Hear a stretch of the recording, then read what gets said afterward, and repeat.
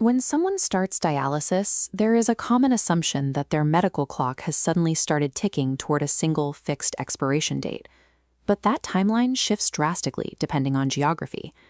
This chart shows the average life expectancy for a 60-year-old starting dialysis. In the United States, that patient can expect to live another 5 to 6 years. But in Japan, a patient of the exact same age averages 9 to 11 years. The Japanese timeline extends further because of specific systemic choices.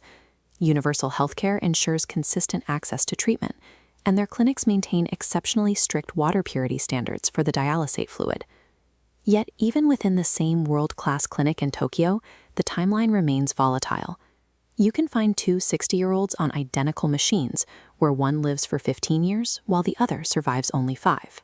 Geography and age set the boundaries of the statistic, but the final outcome is dictated by the specific physical state the patient brings with them to the clinic. To understand that outcome, we have to look past the kidneys. In the clinical reality of dialysis, renal failure itself is rarely the cause of death. The true leading cause of mortality for these dialysis patients is actually cardiovascular events, specifically heart failure and myocardial infarction. We have to investigate the primary disease that destroyed the kidneys in the first place and track the damage it caused to the rest of the body. This means the key to understanding a dialysis patient's future lies in the condition of their arteries and heart. We can see this in patients with chronic glomerulonephritis. These patients typically have the most favorable life expectancy on dialysis. This disease acts as an isolated attack. The immune system mistakenly targets the kidney's internal filters, shutting them down.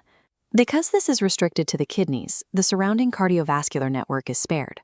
The patient enters dialysis with their heart and systemic blood vessels intact. They enter treatment with a failed renal system, but their cardiovascular health remains intact, allowing them to survive far longer than the average. The prognosis shifts for patients starting dialysis due to renal sclerosis, a condition driven by decades of chronic high blood pressure. Looking at this fluid dynamics diagram, we see mechanical wear and tear. Relentless high pressure batters delicate kidney vessels, causing arterial walls to scar. This same pressure has battered the body for years, forcing the heart muscle to thicken and stiffening arteries from head to toe. These patients start dialysis with a compromised, rigid cardiovascular system, which naturally lowers their overall life expectancy. Then we reach the leading cause of dialysis worldwide, diabetic nephropathy. Diabetes targets the entire vascular system simultaneously. Chronic high blood sugar damages the inner lining of blood vessels everywhere in the body. By the time the kidneys finally fail, the patient's heart, brain, and peripheral vessels have already been severely degraded by years of systemic inflammation.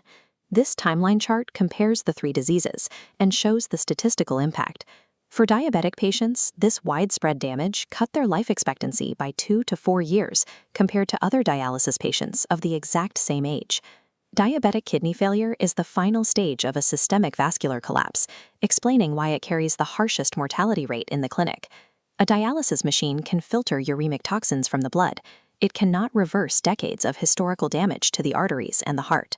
The strict rules of dialysis exist to protect whatever cardiovascular health a patient has left. This balancing scale illustrates a critical concept: dry weight. Patients must limit fluid intake to prevent water accumulating between sessions. Rapid removal of excess water triggers a sudden drop in blood pressure, a shock that starves a damaged heart of oxygen. Meticulous fluid management and dry weight targets protect the heart from the repeated trauma of these rapid pressure shifts. The primary disease that destroyed the kidney sets the starting line for a patient's prognosis. While age and geography provide the statistical boundaries of that prognosis, they do not dictate the final outcome. Active cardiovascular protection, meticulous fluid management, diet, and daily blood pressure control is what determines how long the patient can run the race. Surviving dialysis is ultimately a triumph of vascular preservation.